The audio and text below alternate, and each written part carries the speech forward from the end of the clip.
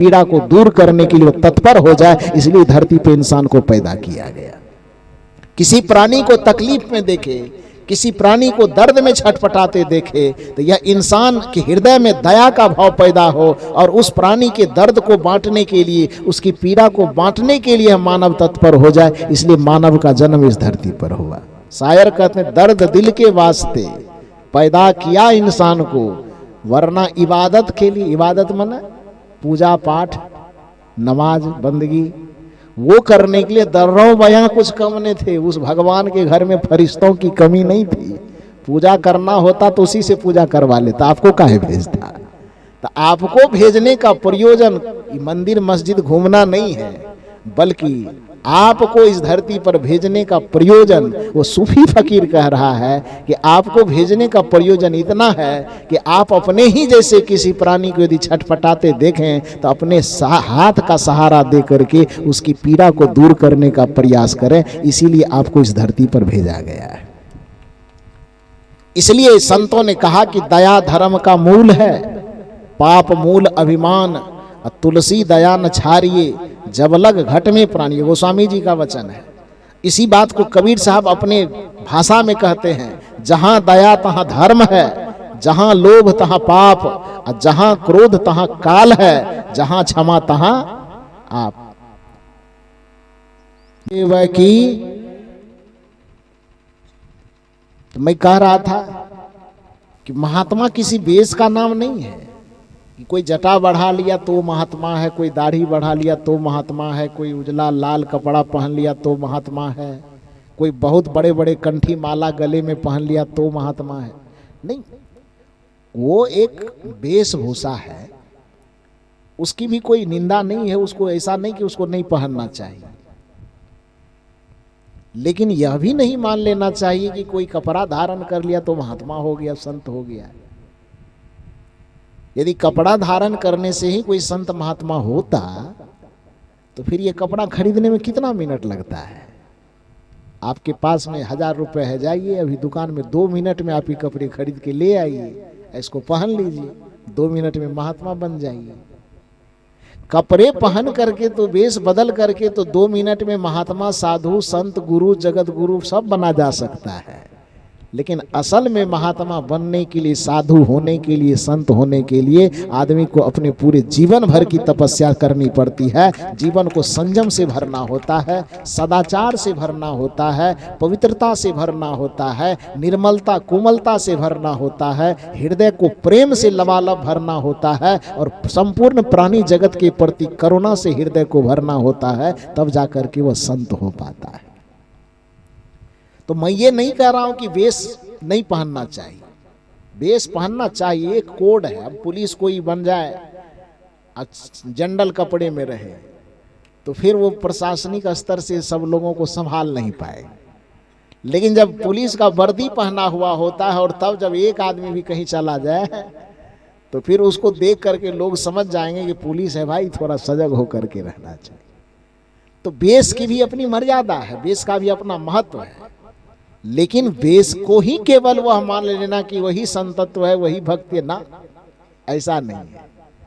असली में संतत्व का परिचय है जो दूसरे की हित चाहे, जो दूसरे का भला चाहे, जो दूसरे के प्रति करुणा करे, दूसरे के आंख में कभी आंसू न डाले, बल्कि दूसरे के आंख में कदाचित आंसू दिखे तो अपने प्रयास और पुरुषार्थ से आंसू को पोंछने का वो काम करे, उसी को संत कहा जाता है।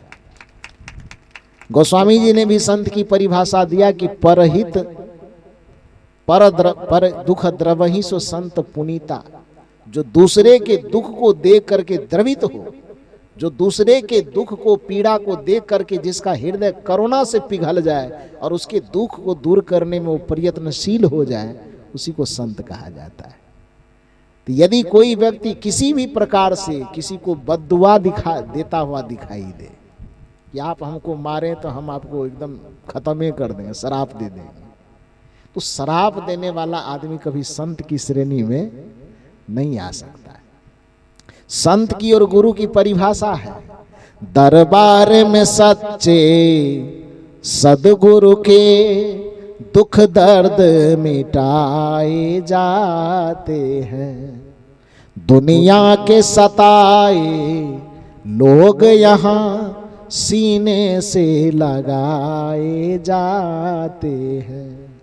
जो संत का दरबार होता है, जो गुरु का दरबार होता है, जो संत का स्थान होता है, जो गुरु का स्थान होता है, उसकी पहचान ही यही है कि जो पूरे दुनिया से ठुकराए जा चुके हों, जो पूरे दुनिया से दुत्कारे जा चुके हों, वह भी संत के शरण में जाए तो उसको अपने सीने से लगा करके करुणा और वात्सल्य का स्नेह प्रदान करे, उसको संतावना प्रदान करे, उसी को संत कहा जाता है, उसी को गुरु कहा जाता है।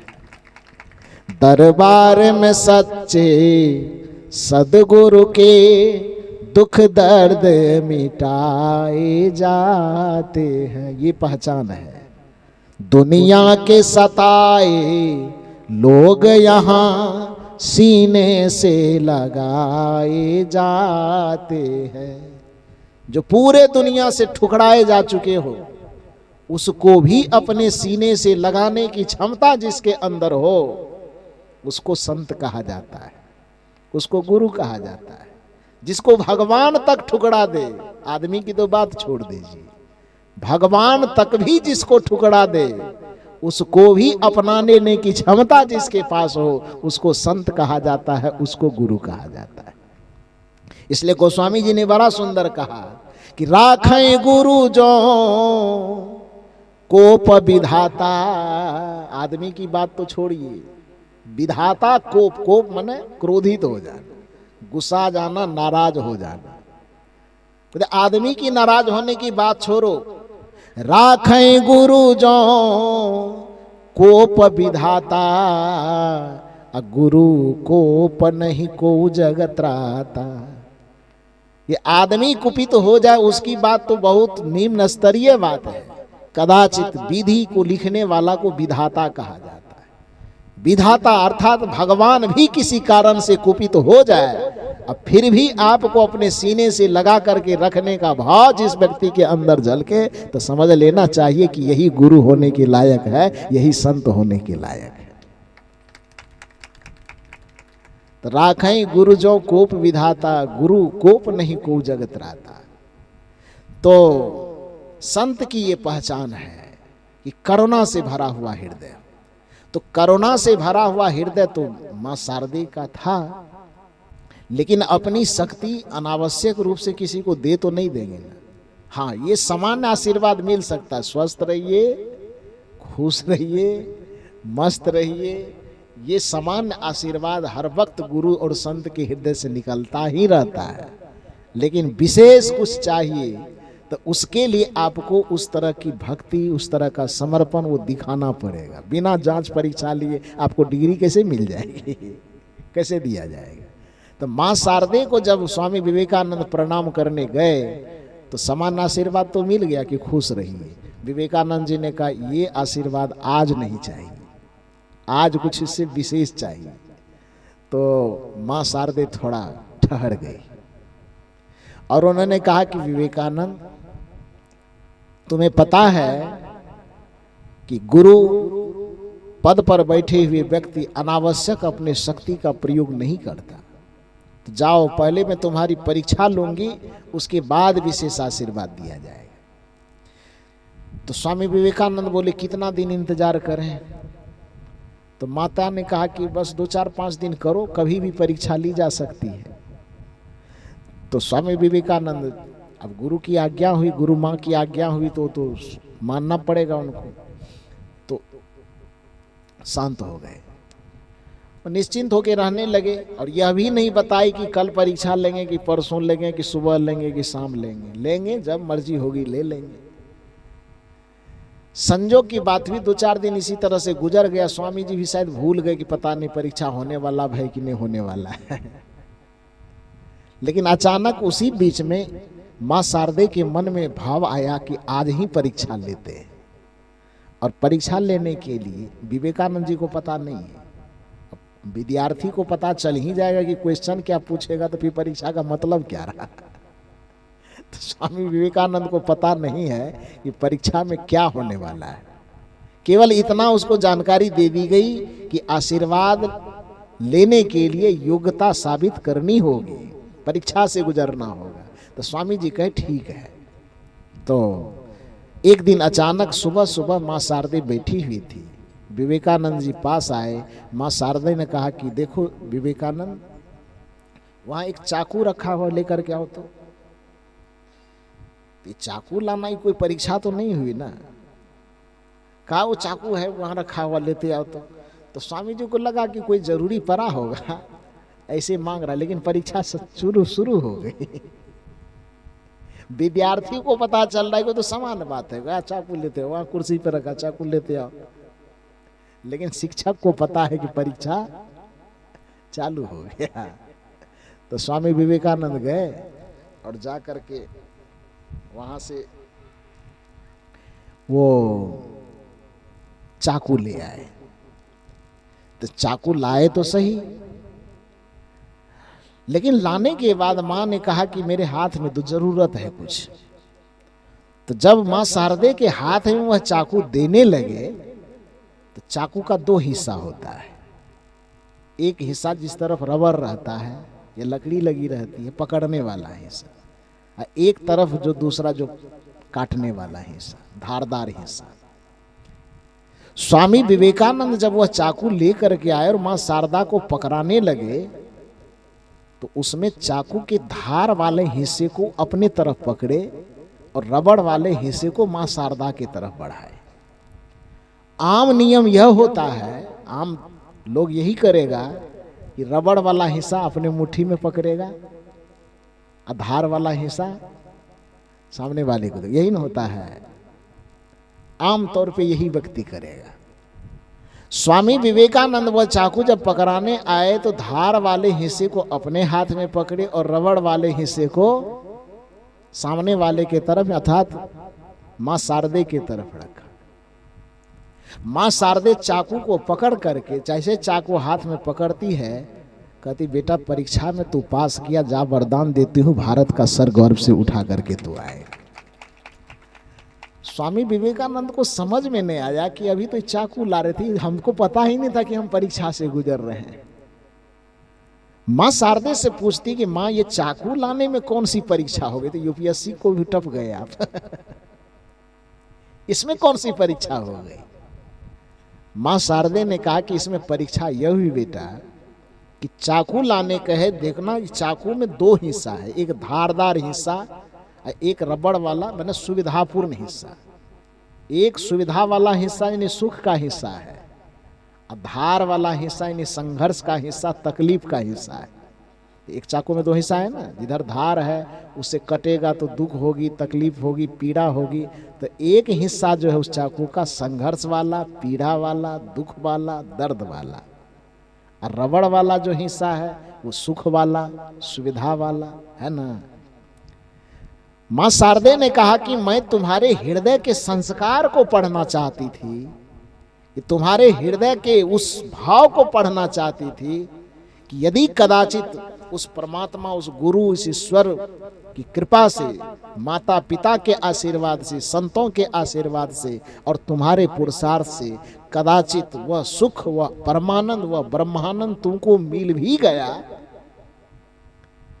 तो तू दूसरे को तू कितना बांट सकता है, दूसरे के लिए उस परमानंद का कितना प्रयोग कर सकता है, दूसरे के लिए उस ब्रह्मानंद का बंटवारा कितना कर सकता है, यह देखने के लिए मैंने तुम्हारी ये परीक्षा ली। सामान्यता यदि सामान्य संस्कार तुम्हारा होता तो सामान्य लोगों की तरह करता कि जैसे चाकू लाने के लिए कहा तो तू भी रबड़ वाला हिस्सा को अपने तरफ पकड़ता और धार वाले हिस्से को दूसरे की तरफ पकड़ाता। और यदि ऐसा तू करता तो कदाचित मैं तुम्हें आशीर्वाद न दे पाती, लेकिन तुम्हारे हृदय का वह संस्कार, वो अपने आत्मा का वह संस्कार ऐसा तुम्हारा है कि तू चाकू लाने गया तो संघर्ष और पीड़ा वाले हिस्से को तू अपने तरफ रखा और रबड़ वाले, सुख वाले, सुविधा वाले हिस्से को तू दूसरे के सामने कर दिया। इससे योजना यह निकलती है, इससे भाव यह निकलता है कि जब भी तुम्हें परम सुख की प्राप्ति होगी तो उस परम सुख का बंटवारा तो दूसरे में कर दोगे, और यदि कदाचित दुख और तकलीफ वाला हिस्से आएगा तो उसको तुम अपने पक्ष में रख लोगे। इसलिए तुम विशेष वरदान पाने के अधिकारी हो।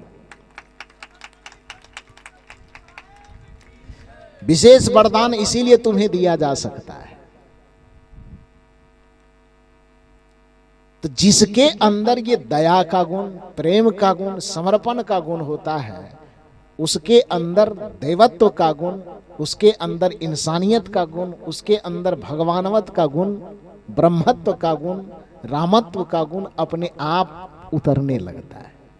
तो इसलिए मैंने कहा कि देवता की और दानव की अलग से कोई श्रेणी नहीं होती है। मूल श्रेणी होती है मानव की। मानव मध्य में है।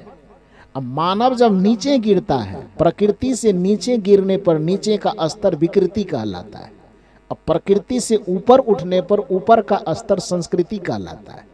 तो प्रकृति से नीचे गिरकर जिस व्यक्ति का चाल चरित्र जीवन विकृतिमय हो जाता है वही व्यक्ति दानव कहलाता है। और जिस व्यक्ति का चिंतन चरित्र जीवन ऊपर उठ करके, प्रकृति से ऊपर उठ करके संस्कृति के स्तर तक पहुंच जाता है, उसी व्यक्ति को देव कहा जाता है, उसी व्यक्ति को भगवान कहा जाता है। हम इंसान के मूल स्वरूप में यहाँ पर धरती पे जन्म लेकर के आए हैं। हमारा कर्तव्य है कि हम अपने अंदर इतने दिव्य गुणों को धारण करें, इतने उच्च चरित्रों को धारण करें, इतने दैवीय संपदा को अपने अंदर भरें कि हम जन्म तो मनुष्य का भले लेकर के आए हैं, लेकिन जब इस दुनिया से जाएं तो हम एक देवता बन करके जाएं। हम किसी प्राणी का शोषण करके, दमन करके, किसी को काट करके, मार करके, अपना पेट भर करके राक्षस बन करके इस दुनिया से न जाएं, ये हमें ध्यान रखना चाहिए। एक भजन आप लोग बराबर सुनते होंगे, भला किसी का कर न सको तो बुरा किसी का मत करना, पुष्प नहीं बन सकते यदि तुम कांटे बनकर मत रहना। ये इंसान का जीवन जो लेकर के आए हैं आप देव बनने के लिए, और देवता की पहचान यह है कि भला किसी का, पहले तो भला करो। भला करने के लिए इतना सुंदर जीवन मिला है। उर्दू के एक शायर से पूछा गया कि इस धरती पर इंसान को क्यों पैदा किया गया? पूजा पाठ करने के लिए, मंदिर मस्जिद जाने के लिए? तो एक सूफी फकीर ने बड़ा सुंदर जवाब दिया, नहीं, ये पूजा पाठ, घड़ी घंट, नमाज, पूजा वगैरह करने के लिए आदमी नहीं बनाया गया। कहा तब क्यों बनाया? तो एक सूफी फकीर ने कहा कि दर्द दिल के वास्ते पैदा किया इंसान को, दर्द दिल के वास्ते पैदा किया इंसान को, वरना इबादत के लिए दर्रों बयां कुछ कम न थे। वो खुदा के घर में यदि खुदा की इबादत करवाना होता तो वहां फरिश्तों की कमी नहीं थी, फिर इंसान को पैदा करने की जरूरत क्यों पड़ी? इंसान को पैदा इसलिए इस धरती पर किया गया कि सामने में यदि किसी पीड़ित इंसान को देखे तो उसके हृदय में इतनी संवेदना पैदा हो कि उसको मदद करके उसकी पीड़ा को दूर करने के लिए वो तत्पर हो जाए। इसलिए धरती पे इंसान को पैदा किया गया। किसी प्राणी को तकलीफ में देखे, किसी प्राणी को दर्द में छटपटाते देखे तो यह इंसान के हृदय में दया का भाव पैदा हो और उस प्राणी के दर्द को बांटने के लिए, उसकी पीड़ा को बांटने के लिए मानव तत्पर हो जाए। इसलिए मानव का जन्म इस धरती पर हुआ। शायर कहते हैं, दर्द दिल के वास्ते पैदा किया इंसान को, वरना इबादत के लिए, इबादत माने पूजा पाठ, नमाज, बंदगी, वो करने के लिए दर्रों बयां कुछ कम नहीं थे। उस भगवान के घर में फरिश्तों की कमी नहीं थी। पूजा करना होता तो उसी से पूजा करवा लेता, आपको काहे भेजता? तो आपको भेजने का प्रयोजन मंदिर मस्जिद घूमना नहीं है, बल्कि आपको इस धरती पर भेजने का प्रयोजन, वो सूफी फकीर कह रहा है कि आपको भेजने का प्रयोजन इतना है कि आप अपने ही जैसे किसी प्राणी को यदि छटपटाते देखें तो अपने हाथ का सहारा दे करके उसकी पीड़ा को दूर करने का प्रयास करें। इसीलिए आपको इस धरती पर भेजा गया है। इसलिए संतों ने कहा कि दया धर्म का मूल है, पाप मूल अभिमान, तुलसी दया न छारिए, जब लग घट में प्राणी। गोस्वामी जी का वचन है। इसी बात को कबीर साहब अपने भाषा में कहते हैं, जहां दया तहां धर्म है, जहां लोभ तहां पाप, और जहां क्रोध तहां काल है, जहां क्षमा तहां आप। जीव दया और आत्म पूजा, कहीं कबीर धर्म नहीं दूजा। कबीर साहब कहते हैं कि हमारी दृष्टि में धर्म की कोई परिभाषा अलग है ही नहीं, धर्म की कोई अलग धारणा नहीं है, बस धर्म की दो ही धारणा है, जीव दया। जहां भी प्राणी दिखे, मानवेतर प्राणी, उस पर दया करो, और मानव के अंदर जो आत्मा है उसकी सेवा करो, उसकी पूजा करो। चूंकि दया और सेवा में अलग अलग धारणा है। कहा गया एक बार सदगुरु श्री अभिलाष साहब जी प्रवचन कर रहे थे। ये सभी आत्मा परमात्मा के स्वरूप हैं। तो गोरखपुर साइड में शायद कहीं प्रवचन कर रहे थे, तो एक बड़ा विद्वान आदमी गुरुदेव जी के प्रवचन में आए हुए थे, और गुरुदेव जी के प्रवचन को सुनने के बाद उन्होंने कहा, गुरु जी एक प्रश्न मैं आपसे करना चाहता हूं, तो लोगों के बीच में करूं कि एकांत में करूं? तो गुरु जी ने कहा कि एकांत में ही कर लेना, लोगों के बीच में करोगे तो प्रश्न तुम्हारा होगा लेकिन सुनना तो सबको पड़ेगा। तो प्रश्न तुम्हारा है तो उत्तर तुमको ही मिलना चाहिए, तुम्हारे उत्तर से बाकी लोगों को क्या लेना देना है। तो वो बेचारे फिर बैठ गए, और जब एकांत में गुरुदेव जी गए तो फिर वहां वो मिलने के लिए गए और प्रश्न किए, गुरु जी आप ही नहीं बल्कि जितने महात्मा होते हैं वो सब प्रवचन, सब पंडालों में यही प्रवचन करते हैं कि सब आत्मा ही भगवान है, आत्मा परमेश्वर स्वरूप है, चींटी से लेकर के हाथी तक में जितना आत्मा दिखे सब भगवान ही भगवान है। आप भी कह रहे हैं और आपके जैसे और लोग भी कहते हैं। तो गुरु जी जब सब आत्मा परमात्मा ही है तो आप इतना साफ सुथरा आसन पर बैठे हुए हैं, आपके अंदर आत्मा है, वो भी परमात्मा है। अब बगल में कुत्ता का बच्चा खेल रहा है, उसमें भी आत्मा है, तो उसका भी आत्मा परमात्मा है। तो कुत्ते के बच्चे को उठा करके आपके आसन पर बैठा दें?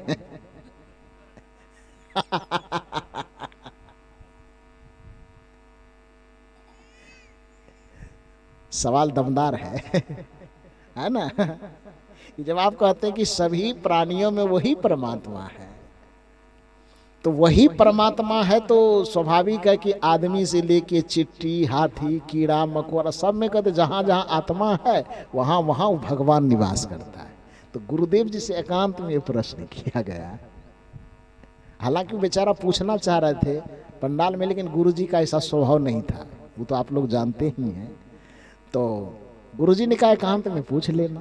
तो एकांत में पूछने गया तो यही पूछा कि आप लोगों का कथन है कि धरती पे जितने प्राणी हैं, मानव हो अथवा मानवेतर प्राणी हो, सब आत्मा ही परमात्मा स्वरूप है।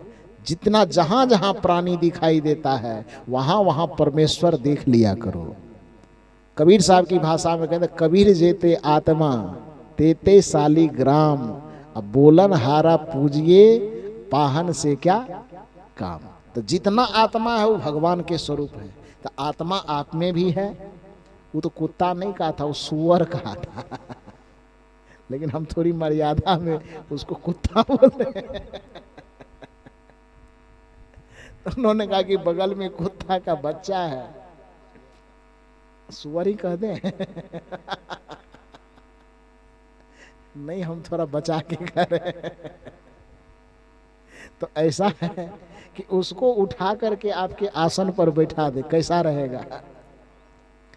तो गुरुदेव जी पहले मुस्कुराए, और मुस्कुराने के बाद वो कहते देखिए ये बात ठीक है, आपके कथन में भी दम है, लेकिन संतों के द्वारा जो बातें कही जाती है अथवा गीता, रामचरितमानस जो भी इस बात को कहते हैं वो दो प्रकार की दृष्टि से कहते हैं। गीता ये नहीं कहती कि समवर्तिना पंडित, हाथी में, कुत्ते में, घोड़े में, कीड़े में, मकोड़े में, सब में परमात्मा को देखो। समदर्शिना समवर्तिना, ये दोनों में आसमान और धरती का फर्क है। भगवान के अनुरूप सबको समान भाव से देखना, देखना एक अलग बात है, और भगवान के अनुरूप सब प्राणी के साथ समान बर्ताव करना, बर्ताव माने व्यवहार करना, एक अलग बात है। ये तो हम मानेंगे कि उस सांप में भी भगवान है, इसलिए उसको हमसे कोई क्षति न पहुंचे, लेकिन हम ये व्यवहार नहीं कर सकते हैं कि उस सांप में भी भगवान है तो जाके दंडवत करके उसके आगे में लेट जाएंगे। ये बर्ताव हमको नहीं करना है। तो समदर्शिना समान रूप से देखना, समवर्तिना समान रूप से बर्ताव करना, ये दोनों में क्या है? फर्क है। तो प्राणियों पर दया करेंगे, जो सेवा करने के लायक हो, गौ माता सेवा करने के लायक तो करेंगे, भैंस सेवा करने के लायक है करेंगे, जो प्राणी सेवा करने के लायक है सेवा भी करेंगे, लेकिन सभी प्राणी सेवा करने के लायक, अब मधुमक्खी सेवा करने के लायक है? मधुमक्खी को कोई आदमी खाना खिलाने जाएगा तो क्या होगा? बाघ है, वो बाघ को कोई खाना खिलाने जाएगा, सांप को कोई दूध पिलाने जाएगा तो क्या हाल होगा उसका? तो उस जगह पर इतना विवेक रखना है कि उसमें समवर्ती उसके साथ हमें नहीं करना, समान बर्ताव नहीं करना है। तब क्या करना है? समदर्शिना, उसमें परमात्मा के रूप को देख करके हमारे वजह से उसको कोई क्षति न पहुंचे, बस इतना ख्याल रखना है। बात समझ में आई? बैल आ रहा उधर से, भैंसा आ रहा है उधर से, क्या करे? जाके परमात्मा मान के दंड प्रणाम कर दें? वो तो कुचल देगा, सींग से उठा करके पटक देगा। अब कहेंगे गुरुजी ने कहा था कि भगवान है उसकी पूजा करो, और तो सींग से उठा के पटक के हड्डी गुड्डी सब तोड़ दिया। तो ऐसा नहीं करना। समवर्तिना, जो करने लायक है विवेक के साथ उसी के साथ करना है, लेकिन समदर्शिना, समान रूप से भगवत रूप में देखना, ये करना है। तो अन्य प्राणियों, कुछ प्राणियों की हमें सेवा करनी है और कुछ प्राणियों पर हमें दया करनी है, करुणा करनी है, क्षमा करनी है। बात समझ में आई? तो ये कबीर साहब की दृष्टि में कि जीव दया और आत्म पूजा, कहीं कबीर धर्म नहीं दूजा। तो कबीर साहब कहे, गोस्वामी जी कहे, सबको धर्म की भक्ति की वही व्याख्या करनी पड़ती है। कबीर साहब कहते हैं जहाँ दया तहाँ धर्म है, और गोस्वामी जी कहते हैं दया धर्म का मूल है। तो बात एक ही कह रहे हैं ना, दया धर्म का मूल है, पाप मूल अभिमान, और तुलसी दया न छारिए जब लग घट में प्राण। तो मूल रूप से अभी के प्रवचन का जो मुख्य चिंतन विषय था, वो विषय यह था कि राक्षस, दानव अथवा देव और भगवान कोई अलग से आसमान और पाताल में रहने वाला नहीं है, बल्कि आप और हम ये धरती पर जो मनुष्य बन करके आए हैं, आपका और हमारा नेचर ये तय करता है कि कौन इंसान है, कौन भगवान है और कौन शैतान है। मूल में हमारी चेतना मानवीय प्रकृति से जुड़ी है। जब प्रकृति में हम जी रहे हैं तब हम मानव हैं। प्रकृति से नीचे गिर गए, हमारा नेचर, हमारा स्वभाव, हमारा चरित्र यदि नीचे गिर गया, तो प्रकृति से नीचे गिरने पर हम विकृति के तल पर आ गए, और विकृति के तल पर जैसे हम आए तो हम राक्षस हो गए, हम दानव हो गए। और जैसे ही सत्संग का सहारा मिला, भक्ति का सहारा मिला, ज्ञान का सहारा मिला, और हमारी चेतना मूल प्रकृति से ऊपर उठी, तो ऊपर उठने पर हमारी प्रकृति संस्कृति के तल पर पहुंच जाती है। और जब हम संस्कृति के तल पर पहुंचते हैं, वहीं पर हम देव स्वरूप हो जाते हैं, वहीं पर हम भगवत स्वरूप हो जाते हैं। तो देव और दानव की श्रेणी अलग से नहीं है, मूल रूप में मानव की श्रेणी है। यदि हमारे अंदर आसुरी प्रवृत्ति का भाव बना, जैसे आसुरी प्रवृत्ति माने काम, क्रोध, लोभ, मोह, ईर्ष्या, द्वेष, छल, कपट, प्रपंच, राग, घृणा, नफरत, निंदा, शिकायत, छल, प्रपंच, बेईमानी, शैतानी इत्यादि, यदि अवगुणों का भंडार हमारे अंदर भर गया, इसका मतलब आसुरी प्रकृति हमारे अंदर भर गई, और हम ही असुर की श्रेणी में, दानव की श्रेणी में, राक्षस की श्रेणी में चले गए। और यदि हमारे अंदर दया, क्षमा, शील, संतोष, सदाचार, प्रेम, करुणा, सत्य, अहिंसा इत्यादि सद्गुणों का समावेश हो गया, मतलब देवी संपदा हमारे अंदर भर गई, हम ही देव की श्रेणी में चले गए। तो हम मानव हैं, भला किसी का कर न सको तो बुरा किसी का मत करना, अब पुष्प नहीं बन सकते हो तो कांटे बनकर मत रहना। बन न सको भगवान यदि तुम कम से कम इंसान बनो, और नहीं कभी शैतान बनो और नहीं कभी हैवान बनो। बना सको यदि महल नहीं तुम, किसी का महल यदि नहीं बना सकते हो तो झोपड़ियां न जला देना। पुष्प नहीं बन सकते हो तो कांटे बनकर मत रहना। भला किसी का कर न सके तो बुरा किसी का मत करना। पुष्प नहीं बन सकते यदि तुम कांटे बनकर मत रहना। आज का प्रवचन बस इतना ही कह करके आप लोग इतनी गर्मी में भी इतना शांतचित्त होकर के मेरी बातों को सुना, इसके लिए आप लोगों को बहुत बहुत साधुवाद देते हुए इस सत्र में मैं अपनी वाणी को यहीं पर विराम देता हूँ।